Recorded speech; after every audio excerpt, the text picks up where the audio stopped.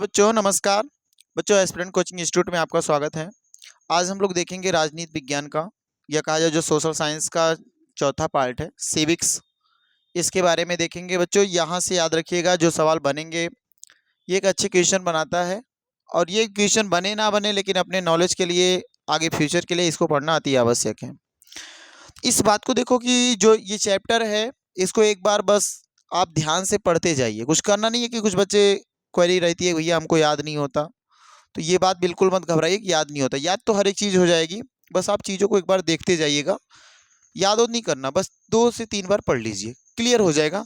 तो आज देखते हैं, इसमें 5 लेसन दिए गए हैं, जो कि पहला लेसन हो जाएगा। आपका पहले लेसन का नाम क्या है मेरे भाई? पहले लेसन का नाम हो जाएगा power sharing in Belgium and Sri Lanka. माने श्रीलंका और बेल्जियम एक प्रकार से 2 देश हैं, और इन दोनों देश के बीच में जो पावर शेयरिंग की जा रही है, शक्तियों की बंटवारा की जा रही है, वो किस ढंग से की जा रही है। पहली एक बात याद रखिएगा, जैसे कुछ कंडीशंस ये थे कि जो बेल्जियम देश था, उसके यहाँ कुछ भाषा बोलने वाले लोग थे। जैसे वहाँ पे बेल्जियम देश में बोलने वाले फ्रेंच बोलने वाले थे, जर्मन भाषा बोलने वाले लोग थे, और डच भाषा बोलने वाले लोग थे। तो ये जो भाषा बोलने वाले लोग थे, ये पूरी तरीके से किसी की तादाद बहुत ज़्यादा थी और किसी की तादाद बहुत कम थी। तादाद का अर्थ ये निकल के आएगा कि फ्रेंच बोलने वाले कहीं ज़्यादा थे, तो कहीं डच बोलने वाले ज़्यादा थे। तो वहाँ पे जब इनकी तादाद ज़्यादा और कम होने की वजह से इनके बीच में, जातियों के बीच में टकराव होता था। टकराव होता था कि भैया ये लोग ज़्यादा तादाद में हैं तो इनकी बातें ज़्यादा सुनी जाती हैं, हम लोग कम तादाद में तो हमारी बातें कम सुनी जाती हैं। इस वजह से देश के बीच में बार बार एक युद्ध का माहौल बना रहता था। तो वहाँ की जो सरकार थी, बड़ी चतुराई के साथ, कहा जाए कि वहाँ के जो नेता थे, काफ़ी विवेक के साथ, विवेक कहें तो विवेक का यूज करके, दिमाग का यूज करके, वो बड़े आसानी से श्रीलंका की तुलना में बेल्जियम को बचा लेते हैं। वो लोग 1970, लगभग 52-53 से लेकर के 92 तक 4 बार संविधान में संशोधन किए, और संविधान में संशोधन करके श्रीलंका की तुलना में बेल्जियम अपने आप को बचा लिया। जबकि वहीं हम श्रीलंका के बारे में पढ़ेंगे तो श्रीलंका में कहानी ये रहती भाई कि वहाँ पे सिंघली क्षेत्र में जो बोलने वाले लोग रहते हैं, उनकी तादाद, और अपने कुछ तमिलियन मुस्लिम बोलते हैं, या श्रीलंकाई मुस्लिम जो थे, वो लोगों की तादाद कम थी। 15 से 20% के बीच में ही वो लोग थे, और उनकी तादाद कम होने की वजह से बराबर उनके बीच में टकराव होता रहता था। और जो बौद्ध धर्म मानने वाले सिंघल प्रदेश के लोग रहते थे, उनकी तादाद लगभग 74% थी। तो वो आसानी से सरकार बना लेते थे, मनचाहा कानून बनाते थे, और कानून का मनचाहा उपयोग करते थे। और जबकि उसकी तुलना में जो तमिलियन लोग थे, वो उससे वंचित रह जाते थे, उनके अधिकार वंचित रह जाते थे, उनकी शिक्षाएं वंचित रह जाती थी। इस वजह से एक बड़ी भारी विडंबनाएं खड़ी हुई, और श्रीलंका के बीच में गृह युद्ध चालू हो जाता है, और श्रीलंका अपने यहाँ संविधान सही तरीके से नहीं बना पाता। और उसके बीच में क्या होता है, लगभग 2009 तक गृह युद्ध चलता रहता है। इसी के बारे में हमें पढ़ना है कि पावर शेयर किया जाएगा, शक्तियों को बंटवारा हो रही है, सत्ता की साझेदारी हो रही है, किसके किसके बीच मेरे भाई? तो बोलोगे भैया बेल्जियम के बीच में और श्रीलंका के बीच में। इसी दोनों के बारे में हमें पढ़ना है। देखो, दिया गया कुछ इंग्लिश के वर्ड भी दिए गए हैं, कुछ हिंदी के वर्ड भी दिए गए हैं, तो ये दोनों भाषाओं के लिए बहुत बेहतर होगा। इंग्लिश वाले पूरी तरीके से इंग्लिश ना समझ पाएंगे, तो कुछ हिंदी का रेफरेंस पाएंगे तो उनको बेटर समझ में आएगा। हिंदी वाले तो हिंदी में पाएंगे, उनके लिए बेटर तो है ही है। इंग्लिश वालों के लिए सबसे बेटर होगा कि उनके साथ रेफरेंस उसका साथ है ना। चलिए देखते हैं आज सत्ता की साझेदारी में भैया क्या क्या दिया है। पहले बेल्जियम देश के बारे में पढ़ लेंगे, बेल्जियम देश जो है, उसके बाद श्रीलंका के बारे में पढ़ेंगे। तो जैसा कि आपको पता है, अभी हमने बताया कहानी का सारांश कुछ, तो आप उस कहानी के सारांश को भैया आगे ले करके बस ध्यान से देखते जाइएगा। जब वीडियो खत्म हो जाएगी तो आप एक बार क्या करिएगा, दोबारा रिपीट कर लीजिएगा, या फिर अगर आपको इस पीपीटी कुछ पीपीटी को चाहिए तो मैं अभी लास्ट में एक नंबर दूंगा, उस नंबर पे आप अपना नाम शेयर करिएगा, तो मैं इस चीज़ को सेंड कर दूंगा, आप आसानी से पा जाएंगे।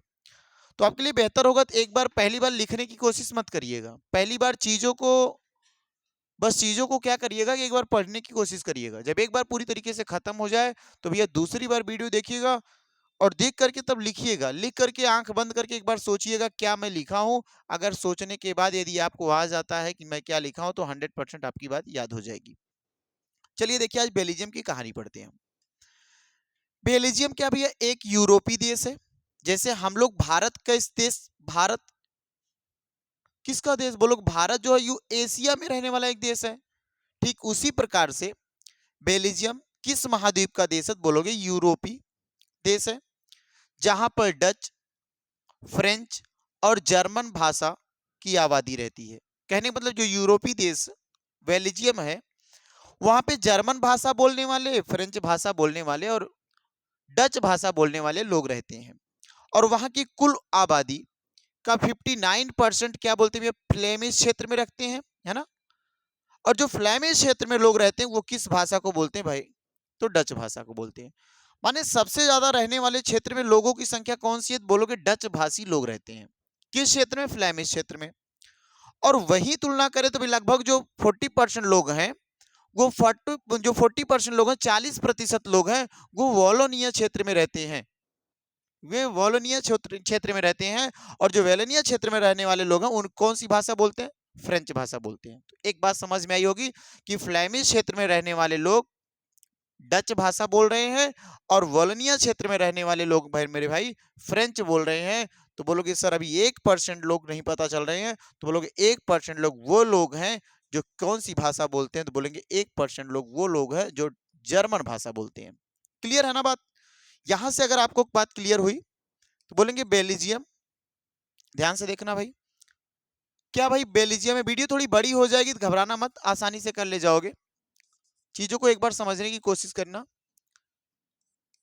जो बेल्जियम है ये किस महाद्वीप का देश है, तो जवाब निकलना चाहिए भैया ये यूरोप महाद्वीप का देश है। ये यूरोप महाद्वीप का देश है। ये किस यूरोप महाद्वीप का देश है। यहां पे 3 क्षेत्र बोल सकते हो या 2 ही क्षेत्र ज्यादातर दिखाई दे रहा, क्या क्या। एक तो भैया दिख रहा वालोनिया क्षेत्र, एक वालोनिया क्षेत्र है।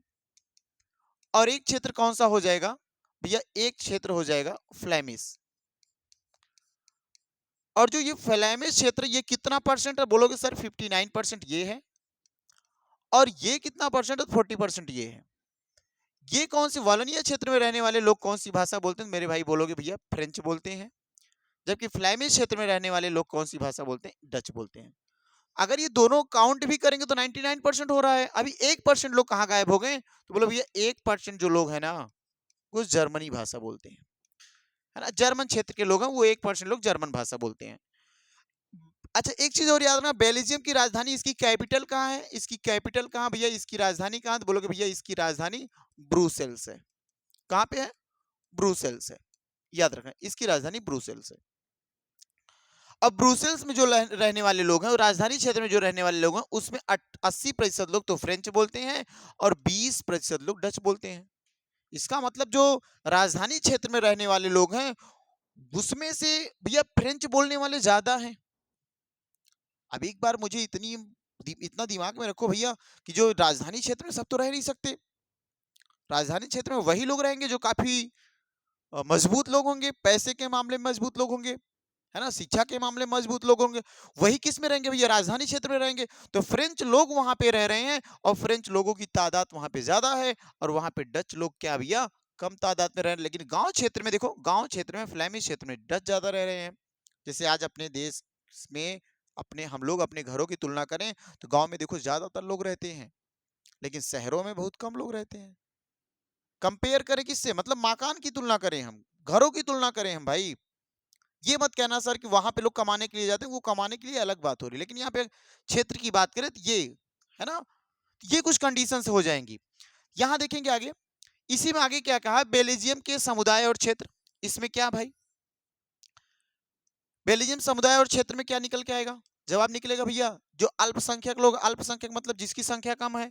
किसकी संख्या कम भैया, 40% तो फ्रेंच लोग है ना, उन्हीं की तादाद कम है। तो वही जवाब निकल गया, अल्पसंख्यक फ्रांसीसी भाषी, माने फ्रेंच भाषा जो बोलने वाले लोग हैं वो किस क्षेत्र के रहने वाले लोग हैं, तो जवाब निकल के आएगा भैया वालोनिया क्षेत्र के रहने वाले लोग हैं। और वो देखो क्या समृद्ध हैं, है ना, और वो शक्तिशाली हैं। माने वो अपने आप में क्या है, वो अमीर हैं, रिच हैं भाई, और वो वही क्या है, पावरफुल है। यही तो हमने बताया ना, जो अमीर होंगे, जो जो अमीर होंगे वही तो पावरफुल होंगे। तो अमीर लोग कौन है भैया, फ्रांसीसी लोग हैं। अब आपको समझ में आया होगा, जो भैया अमीर लोग हैं उन्हीं को ज्यादातर सुविधाएं मिल रही होंगी, उन्हीं की बातें सुनी जा रही होंगी, वही कानून के लिए ज्यादातर फायदेमंद होंगे, उनके लिए कानून। शिक्षा का भी उनका स्तर अच्छा होगा, है ना, उनके लिए जो अस्पताल की व्यवस्थाएं होंगी उनके लिए बेटर होंगी। ये चीज वहां पे है, वहां पे तनाव बनेगा डच के साथ। तो देखते हैं तनाव क्या है। इससे डच भाषी आबादी नाराज थी। किससे नाराज थी? फ्रेंच भाषी लोग से नाराज थी, क्योंकि उन्हें शिक्षा का लाभ काफी देर से मिला। किसको काफी देर से मिला भैया, बोलोगे डच वालों को काफी देर से मिला, है ना, डच वालों को काफी देर से शिक्षा का, है ना, शिक्षा का लाभ मिला। इससे दोनों समुदायों के बीच तनाव फैल गया। दोनों के बीच में भैया हमेशा तनाव बना रहता था, वो हमेशा टेंशन में रहते थे। इससे हालांकि इस समस्या का समाधान बेल्जियम की राजनीतिक नेताओं द्वारा किया गया था, है ना, कि जो ये समाधान है, इस समस्या से निवारण पाने के लिए जो बेल्जियम के नेता थे, देखो ये देश के लिए बड़ा अच्छा काम किए हैं। नेता के ही ऊपर डिपेंड आज देश भैया। अगर नेता सही तरीके का मिल गया तो देश का डेवलपमेंट बहुत हो सकता है, और सही देश का नेता नहीं मिला ना, तो देश का डेवलपमेंट नहीं होगा। बेल्जियम की कहानी देख के आपको समझ आएगा कि जब राजनीतिक नेताओं के द्वारा किया गया, क्या समस्या का समाधान किया गया, जो चाहते थे कि लोग एक दूसरे के साथ शांतिपूर्वक सह अस्तित्व में रहें। कहने का मतलब ये था कि वहां के बेल्जियम के नेता ये चाहते थे कि हमारे देश की जो पॉपुलेशन है, जो हमारे देश के लोग हैं, वो लड़े झगड़े ना, देश में पूरी तरीके से शांति बनी रहे, और शांति के साथ ही हम देश का डेवलपमेंट कर सकते हैं। ऐसी बात को लेकर के वहां नेता क्या किए भैया, अपने बेल्जियम के संविधान में संशोधन करेंगे, बेल्जियम के लोगों को आसानी से शांतिपूर्ण ढंग से तनाव, जो उनके अंदर तनाव था उसे तनाव से मुक्त किए। बेल्जियम में आवास की स्थिति देख लेते हैं। बेल्जियम में आवास की स्थिति, रहने की स्थिति क्या है, बोलेंगे बेल्जियम की जो आवास की स्थिति है, बेल्जियम में सरकार ने सामुदायिक अंतर को बहुत अच्छी तरह संभाल लिया। माने जो उनके बीच में डिफरेंसेस थे डच भाषी लोगों में और फ्रेंच भाषी लोगों में, जो उनके बीच तनाव आ चुका था कि एक टाइम आएगा युद्ध हो जाएगा, वो लोग आपस में लड़ जाएंगे, गृह युद्ध हो जाएगा, देश बहुत पीछे चला जाएगा। नेताओं ने क्या किया भाई, वहां की सामुदायिक जो सरकारें थी, सामुदायिक जो अंतर था, जो डिफरेंस था, उसको बड़े आसानी से बचा लिया। 1970 से 1993 के बीच, 1970 से 1993 के बीच बेल्जियम के संविधान में 4 बार संशोधन किया गया, और संशोधन करने के बाद एक मॉडल प्रस्तुत किए, जिसे हम बेल्जियम मॉडल कहते थे।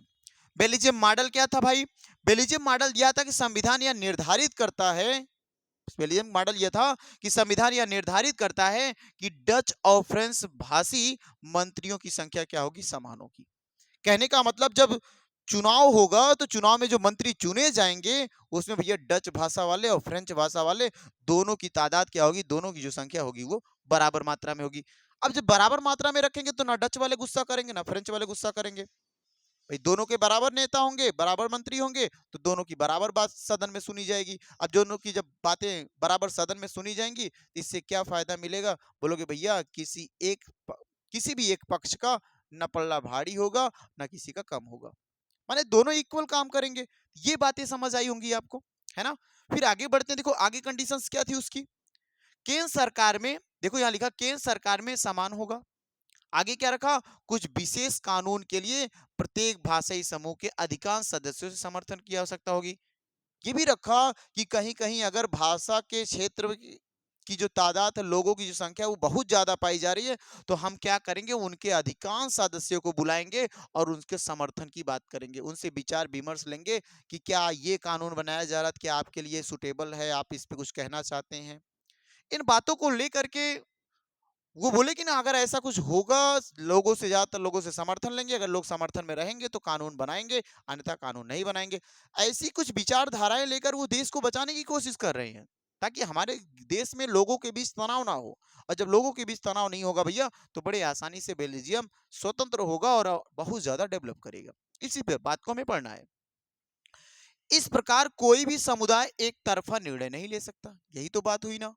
अगर किसी सदन में किसी मंत्री की तादाद बहुत ज्यादा कर देंगे, दूसरे मंत्री की संख्या हम कम कर देंगे, तो क्या होगा, जिसकी तादाद ज्यादा होगी, जिसके मंत्री ज्यादा होंगे, वो अपने मन की मनमानी करेंगे, और जिसके मंत्री कम होंगे वो कर कुछ नहीं पाएगा।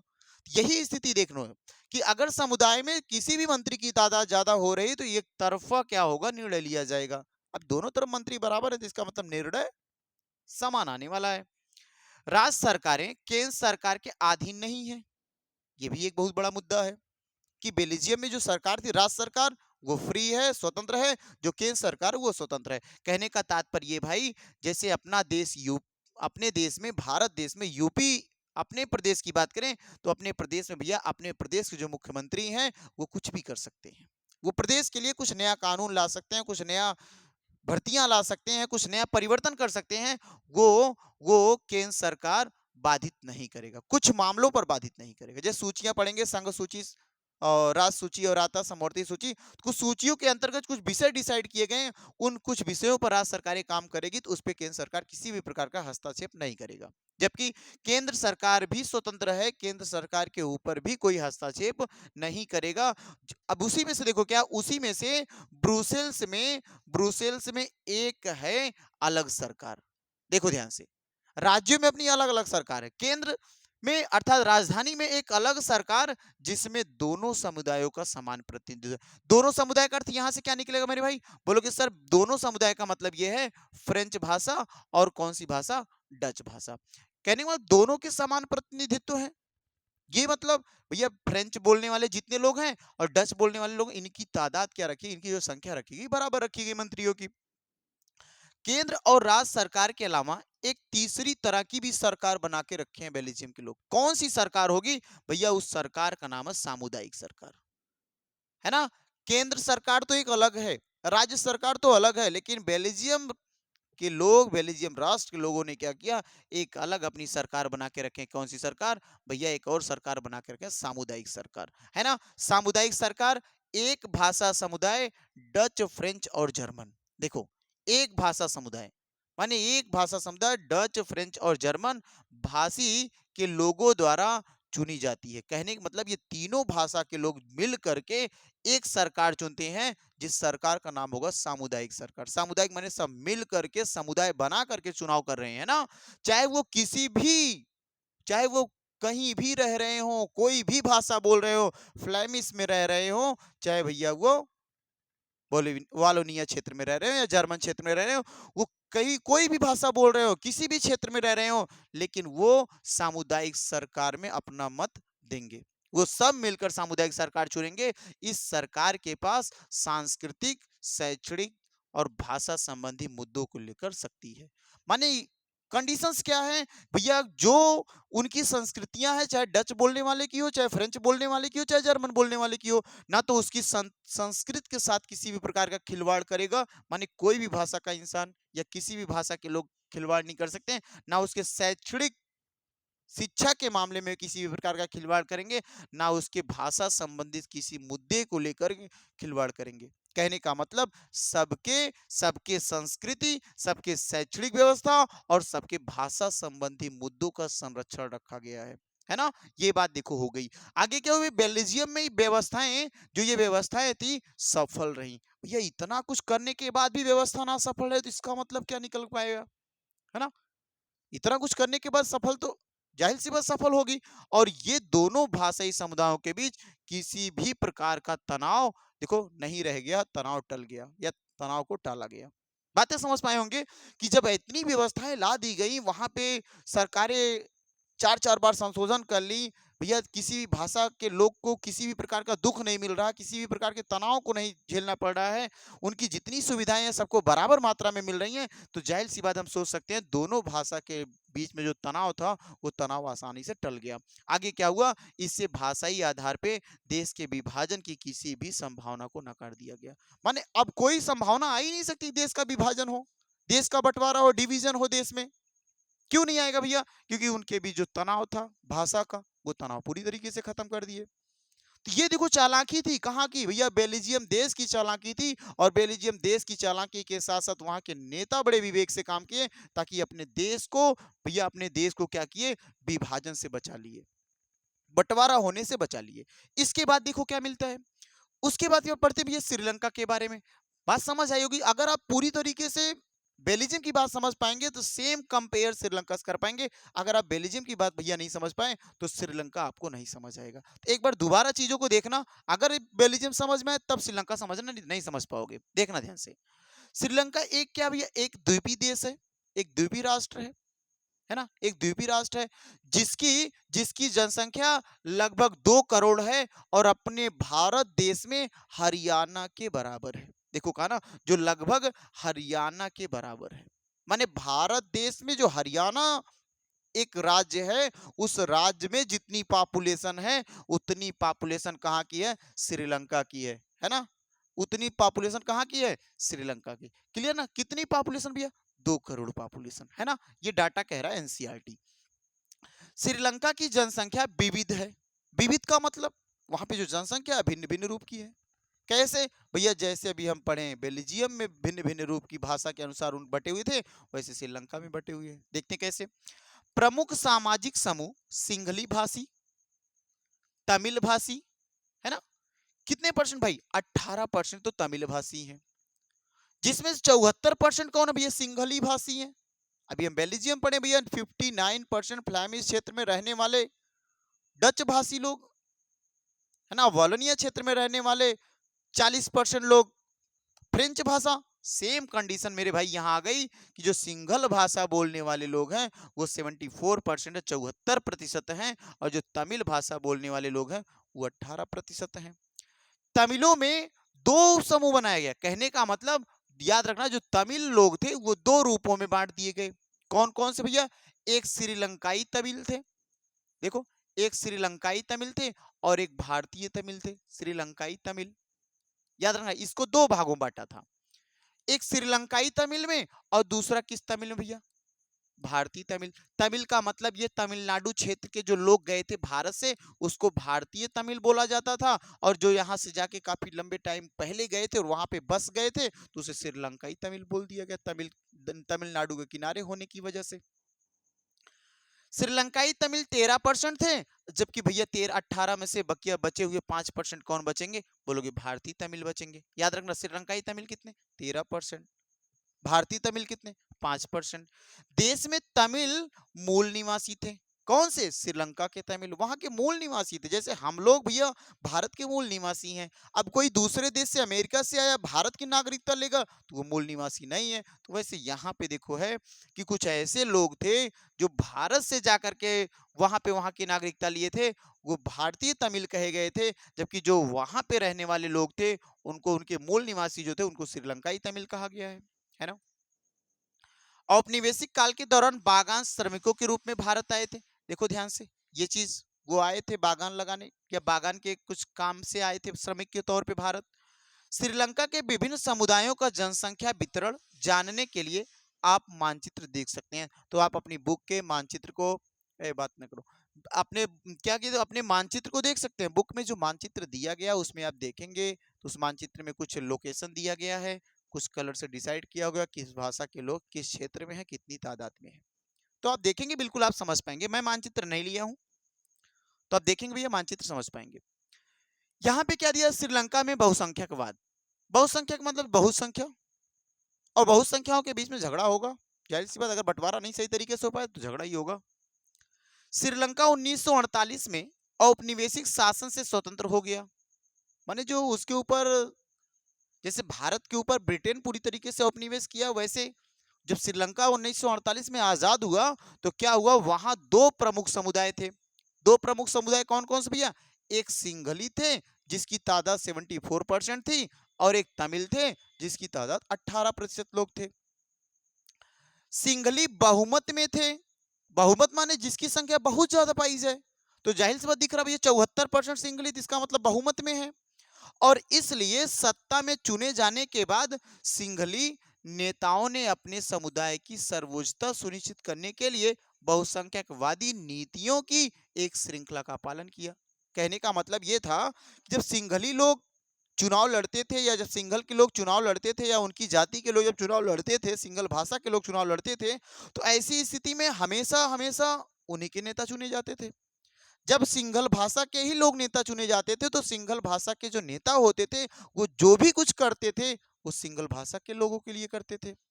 अब जब सिंघल भाषा के लोगों के लिए करते थे, तो भैया 18% तो तमिल के लोग भी तो हैं, उनके साथ तो बुरा बर्ताव हो रहा है। उनका कोई नियम कानून या उनके साथ तो किसी भी प्रकार का, एक प्रकार से अहंकार समझ लो, कर लिया जाए। एक प्रकार से कहा जाए, सिंघली लोग अहंकार कर रहे थे अपने ऊपर कि हमारी तादाद बहुत ज्यादा, हम जब चाहेंगे तब सरकार बना लेंगे, जो चाहेंगे कानून बनाएंगे, अपने मन का मनमाना करेंगे, कुछ कर नहीं पाएंगे विरोधी। विरोधी क्यों नहीं कर पाएंगे? क्योंकि भैया हमारा बहुमत है, हम तो सबसे ज्यादा तादाद में पाए जाएंगे। ऐसी स्थिति में क्या होगा? ऐसी स्थिति में आप समझ सकते हो भैया, युद्ध ही होगा। क्या ऐसा बेल्जियम ने किया क्या? नहीं ना। तो बेल्जियम अपने देश को बचाया, जबकि श्रीलंका अपने देश को देखो बचा पाता है कि नहीं बचा पाता है।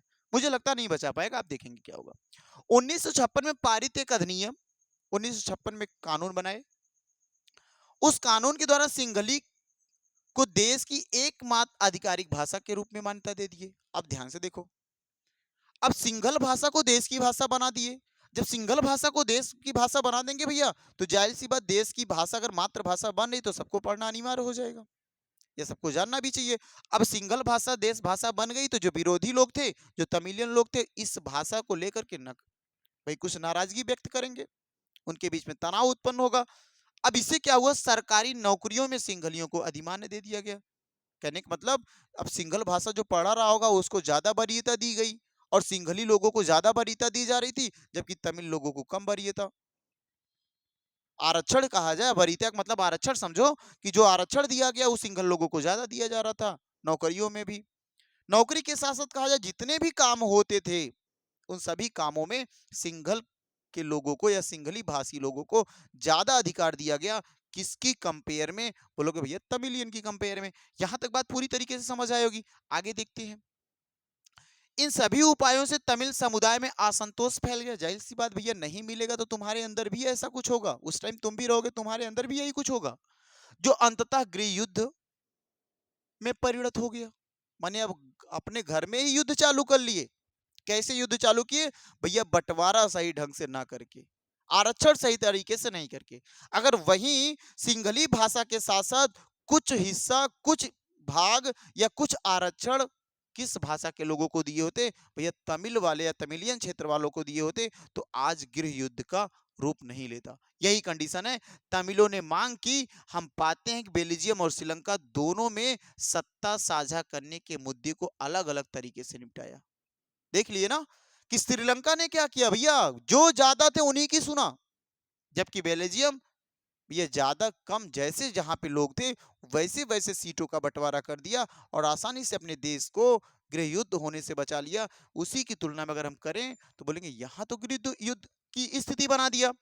बेल्जियम के नेताओं ने भाषाई समूहों के हितों का सम्मान किया, जबकि जबकि श्रीलंका के लोगों ने भाषाई समूह के लोगों की कोई सम्मान नहीं किया, और डच और फ्रेंच भाषी समुदायों के बीच टकराव की किसी भी संभावना से परहेज किया।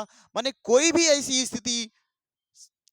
ऐसी स्थिति बेल्जियम के लोगों ने नहीं लाई कि वहां के जो भाषाई समुदाय के लोग हैं उनके बीच युद्ध हो, टकराव हो, लड़ाई हो। जबकि देखो, सीधा सीधा चुनौती दिया श्रीलंका कि भैया हम सिंघली को ही सब कुछ देंगे, तमिलियन को नहीं देंगे। तो डायरेक्ट चुनौती दे दिया कि लड़ाई लड़ो। और देखो लड़ने का कारण क्या हुआ। हालांकि श्रीलंका में बहुसंख्यकवाद की दृढ़ नीतियां, मतलब कठोर नीतियों ने क्या किया, यह कारण बना दी, एकता और अखंडता के लिए खतरा पैदा कर दिया। खतरा क्या था कि अब श्रीलंकाई जो तमिलियन थे, जो इंडियन तमिलियन थे, वो युद्ध करेंगे किसके साथ? भैया सिंघली के लोगों के साथ करेंगे। और जब युद्ध होगा तो जाहिर सी बात वहां पे बहुत बड़े पैमाने पर क्षति होगी, देश पीछे जाएगा। उसी बातों को हम पढ़ें। कंडीशन से देखते हैं, सत्ता में भागीदारी की आवश्यकता क्यों पड़ती है? एक बड़ी हेडिंग अपने आप में है। सत्ता की भागीदारी में आवश्यकता क्यों पड़ती है? आवश्यकता देखते हैं। सत्ता की साझेदारी दो मुख्य कारणों से वांछनीय है। पहला कारण मेरे भाई कौन? एक विवेकपूर्ण कारण होना चाहिए, दूसरा नैतिक कारण होना चाहिए। विवेकपूर्ण कारण क्या है? विवेकपूर्ण कार्य ये हो सकता है कि भैया हमें जिस भी निर्णय को लेना बहुत सोच समझ के लेना है, देश के अंदर किसी भी प्रकार का टकराव ना होने पाए, जैसा कि बेल्जियम के लोगों ने किया। और यहाँ पे नैतिक कारण क्या होना चाहिए भैया? नैतिक कारण उस कारण को हम मान सकते हैं कि भैया जो भी हम काम करें ना, वो जो भी हमारे रहने वाले देश में लोग हैं, उन सबके साथ न्याय हो, किसी के साथ अन्याय हो, किसी के साथ टकराव ना हो। तो दो तो बहुत जरूरी है, एक तो सबका सबका साथ, सबका विकास, और दूसरा क्या होना चाहिए मेरे भाई, जो भी निर्णय लिया जाए बहुत सोच समझ के लिया जाए, आने वाला फ्यूचर हमारा बेटर हो। ये ऐसा क्या होना चाहिए, सत्ता की भागीदारी होनी चाहिए।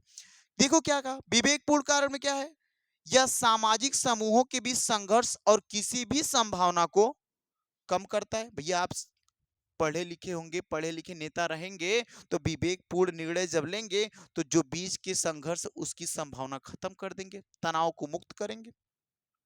संघर्षों से बचकर देश की राजनीतिक स्थिरता और एकता को कायम रखा। जाहिर सी बात है भैया, जब हमारे बीच में झगड़ा नहीं होगा, हम भाई बंधु बन के रहेंगे, एक दूसरे की एकता तो मजबूत रहेगी।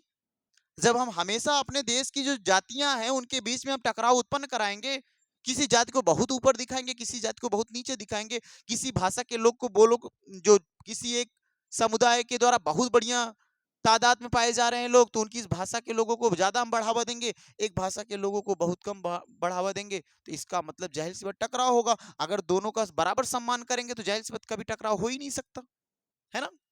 बहुसंख्यक समुदाय की तानाशाही अल्पसंख्यकों के लिए दमनकारी हो सकती है। देखो यही तो हुआ ना, कि अगर बहुसंख्यक समुदाय के लोगों की बात सुनी जाएगी तो दमनकारी मानी युद्ध तो 100% होने वाला है, और यहां तक कि बहुसंख्यक समुदाय को बर्बाद भी कर सकता है। यही कारण मेरे भाई था कि श्रीलंका 2009 में आजाद हुआ। अगर ऐसा नहीं किए होते तो शायद 2009 से पहले श्रीलंका आजाद हुआ होता, और जब आजाद हुआ होता तो कहीं ना कहीं श्रीलंका की स्थिति बेल्जियम की तुलना में, जैसे बेल्जियम आज बहुत अच्छे आगे चल रहा है, वैसे श्रीलंका भी आगे चलता, है ना। देखो कंडीशंस। नैतिक कारण क्या हो सकता है, सत्ता की साझेदारी लोकतंत्र की सच्ची भावना है। समुदाय के प्रत्येक वर्ग को इस बात पर परामर्श लेने के अधिकार है कि उन्हें कैसे शासित किया जाए। प्रत्येक वर्ग को, हर एक वर्ग ये जान सकता है, परामर्श दे सकता है, ये सलाह ले सकता है या सलाह दे भी सकता है कि भैया हमें किस प्रकार तरीके से या किस प्रकार से शासित किया जाए या शासन चलाया जाए। लोगों को समझना चाहिए कि हमें किस प्रकार के नेता को चुनना चाहिए ताकि हमारे देश का विकास हो पाए, हमारे देश में किसी भी प्रकार के अनैतिक कार्य ना हो पाए, किसी भी प्रकार के टकराव ना हो पाए, संविधान के नियमों और कानूनों का पूर्णतः पालन किया जाए। इस बात को बिल्कुल रखना चाहिए। समुदाय के समुदाय के प्रत्येक वर्ग के व्यापक हितों का ध्यान में रखते हुए शासन चलाया जाए। यही बात तो हमने बताई भाई, क्लियर है ना, आप समझ गए होंगे। यहां से देखिए आगे पॉइंट, सत्ता की साझेदारी के विभिन्न रूप, क्या क्या रूप हो सकते हैं। पहली बात देखो ध्यान से, पहला रूप क्या है, सरकार के विभिन्न अंगों के बीच सत्ता का बंटवारा। अब ध्यान से सुनना, अभी तो हम सरकार के 3 अंग पढ़ लिए भैया, एक राज्य सरकार, एक केंद्र सरकार, और एक और हमने बनाया सामुदायिक सरकार।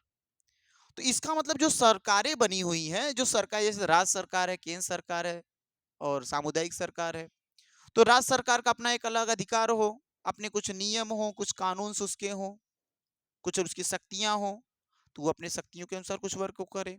जबकि केंद्र सरकार की भी कुछ अपने नियम हो, कानून हो, कुछ शक्तियां हो, अपने शक्तियों के अनुसार काम करे। ये चीज वैसे देखो यहाँ पे क्या है, और वो एक दूसरे को क्या करे भाई, एक दूसरे को निगरानी करे। जैसे कि अपने देश में कानून, किसी कानून को बनाना तो देखते हो ना, विधायिका है, कार्यपालिका है, न्यायपालिका है। विधायिका क्या करती है, किसी भी कानून को बना देती है।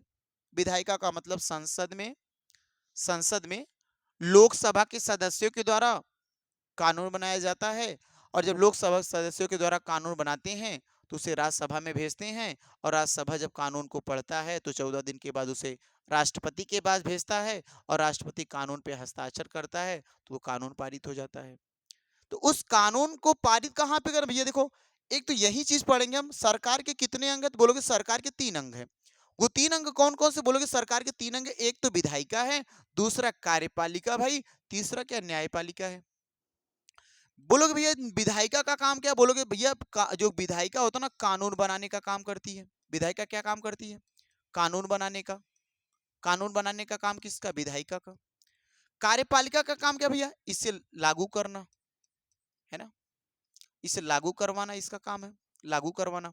जबकि अगर बोलेंगे भैया ना न्यायपालिका का काम क्या, भैया न्यायपालिका का काम है पालन करवाना।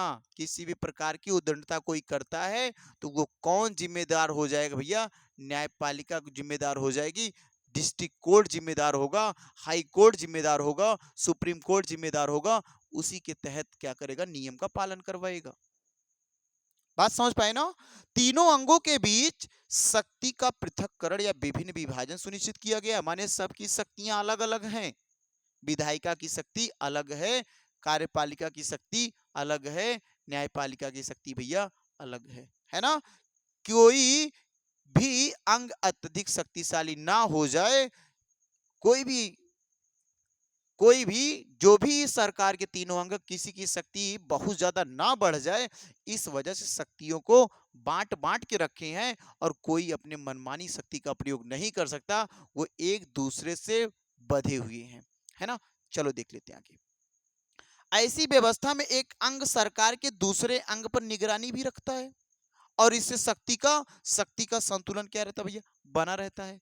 जो जो भी शक्तियां, वो एक शक्ति दूसरे शक्ति के ऊपर निगरानी रखती है। निगरानी का रखने का तात्पर्य यह है कि कोई अपने मन की मनमानी तो नहीं कर रहा है क्या? विधायिका अपने मन की मनमानी नहीं कर रही है, कार्यपालिका अपने मन की मनमानी नहीं कर, न्यायपालिका नहीं कर रहा है। इस वजह से अगर कोई मनमानी करता है तो एक दूसरे को दबा सकते हैं और इसी कारण है कि सुचारू रूप से शक्तियों का सही तरीके से संतुलन बना रहता है और शक्तियों का पालन सही तरीके से चलता रहता है। उदाहरण के लिए कार्यपालिका द्वारा नियुक्ति न्यायाधीश कार्यपालिका या विधायिका के कामकाज की जांच कर सकते हैं। माने कार्यपालिका द्वारा नियुक्त जो न्यायाधीश है वो कार्यपालिका या विधायिका के कामकाज में नियुक्त जो भी लोग हैं उनकी जांच कर सकता है। मंत्री संसद के प्रति भी उत्तरदायी होते हैं और इसी जांच और संतुलन की प्रणाली, देखो इसी इसी जांच को ही हम क्या कहते हैं? संतुलन की प्रणाली कहते हैं। कहने का मतलब ना भैया विधायिका अपने मन की मनमानी कर पाएगा, ना कार्यपालिका अपने मन की मनमानी कर पाएगा, ना न्यायपालिका। भैया विधायिका करेगा तो निगरानी कार्यपालिका करेगा और ये दोनों कर रहे हैं गलत तो कार्य विधायिका गलत करेगा तो कार्यपालिका उस पर कुछ देख रहा है और दोनों गलत कर रहे हैं तो न्यायपालिका उसके ऊपर देख रहा है, तो वो किसी भी प्रकार की गलती नहीं कर पाएंगे। कितना मिनट हुआ? ठीक है, आगे देखते हैं। ये वाली बात आगे देख लो भैया, क्या आगे से? ठीक है। सरकार के विभिन्न स्तरों के बीच सत्ता की साझेदारी देख लो। क्या सत्ता की साझेदारी है? संघीय सरकार में सरकार के दो मुख्य स्तर होते हैं। जो संघीय सरकार होती है उसमें दो स्तर हैं। अभी संघीय सरकार, दूसरा जो चैप्टर हमारा होगा संघीय सरकार से ही पूरी तरीके से जुड़ा हुआ है और उसके बारे में बहुत बेहतर और बहुत डिटेल पढ़ेंगे हम, है ना? एक ही वीडियो में बात खत्म करेंगे, वन शॉट पूरी तरीके से खत्म हो जाएगा। भैया संघ या केंद्र सरकार और राज्य सरकार, क्या संघीय सरकार दो स्तर की होती है, एक केंद्र सरकार है, एक राज्य सरकार। जहां केंद्र सरकार पूरे देश के प्रशासन कानून की व्यवस्था की देखभाल करता है, वहीं राज्य सरकार एक छोटे से राज्य की देखभाल करता है। याद रखना भैया, क्या करता है केंद्र सरकार? पूरे देश की प्रशासन कानून व्यवस्था को देखता रहता है और जबकि जो राज्य सरकार है वो राज्यों के प्रशासन और कानून व्यवस्था को देखभाल करता है। नगर निगम और नगर पंचायत के लिए क्या भैया? एक स्थानीय निकाय बनाया, एक स्थानीय सरकार बनाई जाती है या एक स्थानीय कानून बनाया जाता है, उसके अंतर्गत जो नगर निगम है, नगर पालिका है, नगर परिषद, उसकी देखभाल की जाती है। क्लियर है ना? चलो देख लेते हैं आगे भाई। आगे क्या है कि विभिन्न सामूहिक सॉरी विभिन्न सामाजिक समूहों के बीच सत्ता का बंटवारा, एक अलग हेडिंग होगी। जो समूहों के बीच बंटवारा होता है वो एक अलग तरीके का है। विभिन्न सामाजिक, भाषाई या जाति समुदायों के बीच सत्ता का बंटवारा का दूसरा रूप है। कहने का मतलब क्या है? ये जो सामाजिक और भाषाई जाति समुदाय हैं उनके बीच में जो बंटवारा, एक दूसरे ढंग का बंटवारा क्या हो सकता है? सरकार में समाज के कमजोर वर्गों और धार्मिक अल्पसंख्यकों को दिया गया। दूसरी, प्रतिनिधित्व देश की विविधता और एकता सुनिश्चित करता है। माने जो हम लोग सत्ता को बांट रहे हैं, अगर सही ढंग से बांटे भैया, तो जो कमजोर वर्ग के लोग हैं, जो धार्मिक अल्पसंख्यक लोग हैं, उनका अगर प्रतिनिधित्व देखें तो देश की विविधता और क्या एकता को सुनिश्चित करता है।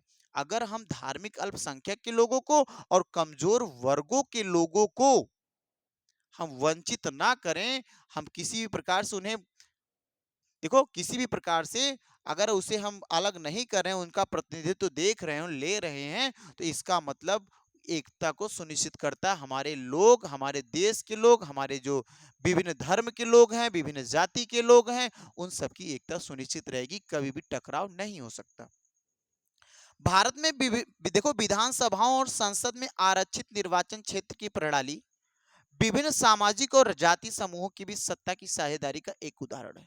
देखो भारत की स्थिति देख लो। भारत में भिन्न भिन्न समुदाय में, भिन्न भिन्न जाति के, भिन्न भिन्न भाषा के, 22 भाषाओं के लोग रहते हैं भारत में। क्या उनके बीच में टकराव है क्या? नहीं।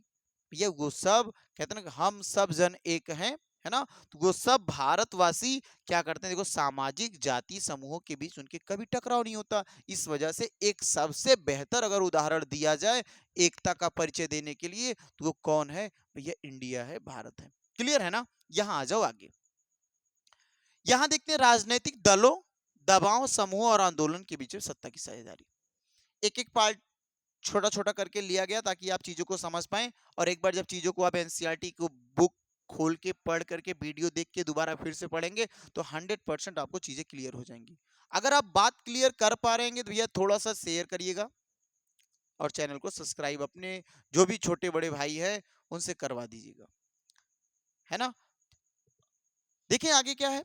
लोकतंत्र में एक से अधिक राजनीतिक दल मौजूद होते हैं। भैया क्या एक ही पार्टी अगर चुनाव लड़ेगी तो हमेशा जीतती रहेगी तो कोई मतलब मिलेगा? नहीं मिलेगा। तो कोई भी राजनीतिक पार्टी, कोई भी लोकतंत्र होता है तो उसमें एक से अधिक पार्टियां होती हैं। लोगों के किसी भी राजनीतिक दल को वोट देने की आजादी है।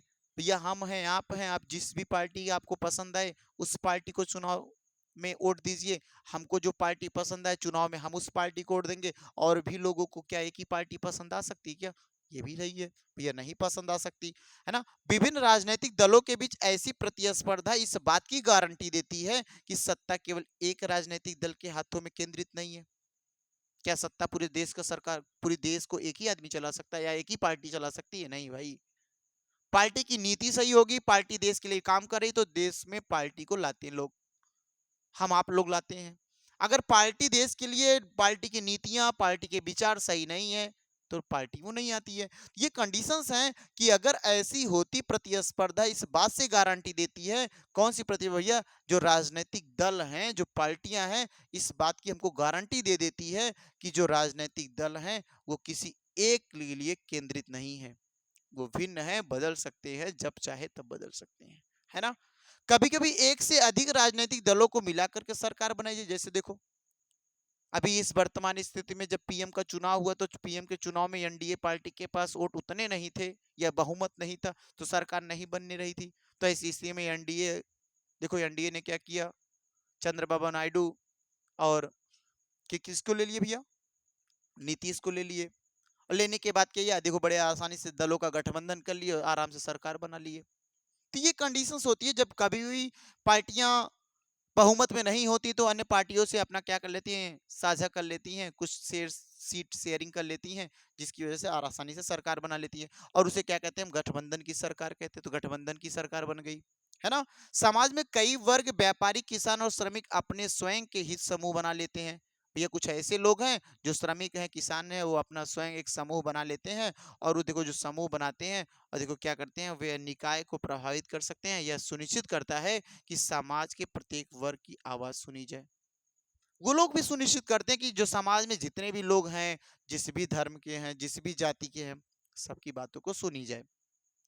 इस प्रकार हम पाते हैं कि सत्ता की साझेदारी में लोकतांत्रिक समाजों, देखो सत्ता की साझेदारी लोकतांत्रिक समाजों की एक महत्वपूर्ण आवश्यकता और विशेषता है। लोकतांत्रिक समाज का रहना जरूरी है कि नहीं भाई? बहुत जरूरी है। अगर लोकतांत्रिक समाज नहीं रहेगा तो देश के सभी जो शोषित वंचित लोग हैं उनका विकास नहीं हो पाएगा, है ना? देखो यहाँ से आज इतनी बड़ी क्लास रखी मेरे भाई, ये आपको समझ आई होगी। तो थोड़ा सा क्या करिएगा, एक बार चीजों को एस्पिरेंट कोचिंग इंस्टीट्यूट ऐसे लिखिएगा, है ना? बड़ा आसान काम करना। और एक बार आप सब्सक्राइब कर देंगे तो थोड़ा सा एस्पिरेंट कोचिंग इंस्टीट्यूट आप लिखेंगे और नीचे एक बटन दिखेगी सब्सक्राइब, और इसको थोड़ा सा इस बटन को दबाइएगा। नीचे बेल आइकन होगा, इसे, है ना भाई? बेल आइकन होगा, अब उस बेल आइकन को भी दबाइएगा, और साथ साथ अगर पीडीएफ की जरूरत पड़े तो आप इस नंबर पे, अगर आपको पीडीएफ जरूरत है तो इस नंबर पे आप अपना नाम सेंड करिएगा और आसानी से आपको ग्रुप में ऐड कर दिया जाएगा। जितनी भी पीडीएफ मिलेंगी आपको मिलती जाएंगी, ठीक है। या फिर या तो टेलीग्राम, इसी चैनल से टेलीग्राम ग्रुप उस पर जाइएगा तो आसानी से आपको वहां पे मिल जाएगा, तो आप आसानी से चीज़ों को पा सकते हैं। बस आज इतनी बड़ी क्लास रखेंगे मेरे भाई। अगर समझ में आई होगी तो चीज़ों को थोड़ा सा लाइक करिएगा, सब्सक्राइब करिएगा चैनल को, और लोगों के पास शेयर भी करिएगा, ठीक ना मेरे भाई।